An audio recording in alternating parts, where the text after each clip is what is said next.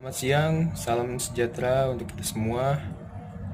Kami dari kelompok 3 yang beranggotakan Adil Fasa Saputra, Mario Dimas Prakoso, Valdirian Ahdan, dan Listio Danang Dwi Antono ingin mempresentasikan tentang teamwork melalui video yang kami buat dalam rangka memenuhi penilaian ujian tengah semester. Langsung saja kepada pengertian teamwork itu sendiri. Tim atau kerjasama. Teamwork atau kerjasama tim merupakan bentuk kerja kelompok dengan keterampilan yang saling melengkapi serta berkomitmen untuk mencapai misi yang sudah disepakati sebelumnya untuk mencapai tujuan bersama secara efektif dan efisien. Harus disadari bahwa teamwork merupakan peleburan berbagai pribadi yang menjadi satu pribadi untuk mencapai satu tujuan yang bersama. Sebuah tim itu sangat membutuhkan kemauan untuk saling bergandeng tangan menyelesaikan pekerjaan. Bisa jadi satu orang yang tidak menyelesaikan pekerjaan atau tidak ahli dalam pekerjaan A, namun dapat dikerjakan oleh anggota tim lainnya. Inilah yang dimaksud dengan kerja tim. Beban dibagi untuk satu tujuan bersama serta saling melengkapi antar sesama dan mendukung satu sama lain merupakan kunci kesuksesan dari teamwork. Jangan pernah mengabaikan pengertian dan dukungan ini. Meskipun terjadi perselisihan antar pribadi, namun dalam tim harus segera menyingkirkannya terlebih dahulu. Bila tidak, kehidupan dalam tim jelas akan terganggu. Bahkan dalam satu tim bisa jadi berasal dari latar belakang divisi yang berbeda, yang terkadang menyimpan pula perselisihan. Makanya, sangat penting untuk menyadari bahwa kebersamaan sebagai anggota tim di atas segalanya. Ya, selanjutnya ada jenis-jenis dari teamwork. Yang pertama adalah gotong royong. Nah, gotong royong ini adalah kerjasama yang didasarkan pada kerukunan antar manusia. Sebagai aturan kolaborasi berdasarkan keharmonisan, tidak diharapkan dihargai atau dibayar. Lalu yang kedua ada tawar-menawar atau bargaining. Adalah sebuah kemitraan yang terkait terhadap perdagangan produk atau layanan antara dua orang atau lebih. Yang ketiga ada joint venture. Adalah adanya kolaborasi bisnis di mana dua atau lebih dari jenis pihak yang sepakat yakni sebagai menyatukan sumber daya mereka sebagai sebuah tujuan melakukan tugas-tugas tertentu. Lalu yang keempat ada kerjasama multilateral. Kerjasama ini merupakan suatu bentuk kerjasama dengan beberapa negara, biasanya terkait terhadap organisasi internasional. Lalu yang kelima ada cooptation.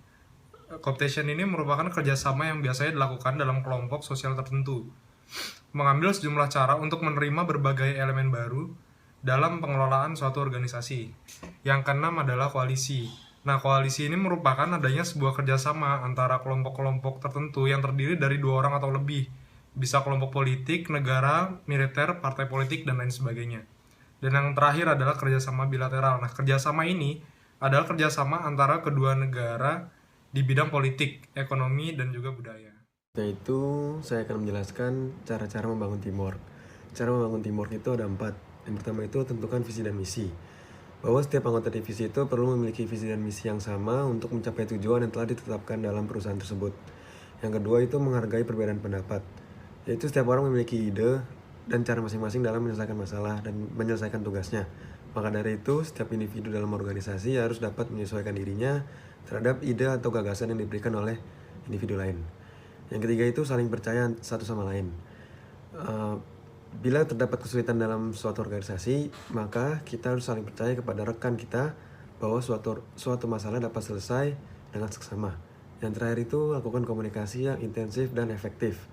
Bahwa melakukan cara keempat ini dapat dilakukan dengan cara rapat intensif, pemberian tugas harian, tugas mingguan, serta melakukan evaluasi kerja. Menurut saya, hal itulah yang sangat penting dalam membangun teamwork. Poin-poin dalam teamwork yang penting. Ada beberapa poin-poin dalam teamwork yang penting. Yang pertama, teamwork adalah kerjasama dalam tim yang biasanya dibentuk dari beragam divisi dan kepentingan. Sama-sama bekerja bukanlah teamwork, melainkan itu adalah kerja individual. Lalu ada filosofi teamwork, yaitu saya mengerjakan apa yang Anda tidak bisa, dan Anda mengerjakan apa yang saya tidak bisa. Ketika berada dalam teamwork, segala ego, pribadi, sektoral, departemen harus disingkirkan. Dalam teamwork, yang dikejar untuk dicapai adalah target bersama, bukan individual.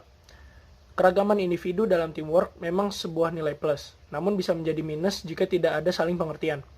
Saling pengertian terhadap karakter masing-masing anggota tim akan menjadi modal sukses bersama. Jika setiap orang bekerja sama via bidang masing-masing, target korporasi pasti akan segera terrealisasi. Individu yang egois mengejar target pribadi akan menghambat keberhasilan tim. Bayangkan jika si A mengejar target si A dan B mengejar target si B, lalu target bersama bermuara kemana? Keahlian masing-masing sungguh menjadi anugerah dalam teamwork yang akan mempercepat proses pencapaian target. Kendalikan ego dan emosi saat bersama agar pergesekan tidak berujung pada pemboikotan kerjasama. Dengan pemahaman yang tinggi soal karakter individu dalam tim, realisasi target tidak perlu waktu yang lama. Ingatlah selalu bahwa teamwork makes the dream work. Lalu, yang terakhir ada manfaat teamwork. Yang pertama itu ada efisiensi. Ketika bekerja dalam sebuah tim, Anda bekerja mengarah ke suatu tujuan, sehingga seluruh proses untuk mencapai tujuan menjadi lebih efisien, termasuk ketika ada masalah yang datang. Akan ada banyak bantuan untuk memecahkan masalah tersebut. Lalu yang kedua, mendapatkan ide. Dalam lingkungan yang efektif, sesama anggota akan merasa yakin untuk menyatakan ide-idenya, karena ada lebih banyak ruang untuk berkreativitas. Lalu yang ketiga, mendapat pengetahuan. Kerja sama tim yang terdiri dari orang-orang dengan berbagai latar belakang dan pengalaman membuat proyek yang dikerjakan berfungsi juga sebagai kesempatan untuk mengembangkan profesi dan pengetahuan Anda. Lalu yang keempat ada komunikasi. Tim yang melakukan pertemuan untuk mendiskusikan ide-ide atau mengkolaborasikan informasi yang berkontribusi pada proyek memerlukan keterampilan komunikasi lisan dan tertulis. Lalu beban kerja menjadi lebih mudah. Beban kerja harus dibagi rata dan didistribusikan berdasarkan kekuatan masing-masing anggota. Yang terakhir mendapatkan dukungan. Dukungan dan rasa saling memiliki di tempat kerja sangat berkontribusi terhadap kepuasan kerja. Sekian dari kelompok teamwork. Kurang lebihnya mohon maaf. Terima kasih.